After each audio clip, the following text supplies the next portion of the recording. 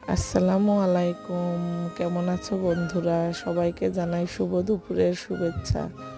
আশা করি সবাই ভালো আছো। আজকে আমার রেসিপি সবুজ শাক ভাজি আর গরুর মাংসের ছাট মাংস দিয়ে হলো মুগের ডাল। অতিরিক্ত তেল থাকার কারণে মুগের ডাল সিদ্ধ করে মাংসের সাথে মিশিয়ে দিয়ে রান্না করেছি।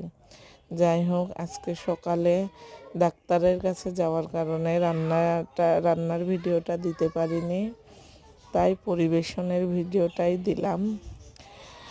আর গরম ভাত, সবুজ শাক ভাজি আর এই যে ছাট মাংস দিয়ে মুগের ডাল, ভালো ছিল খেতে।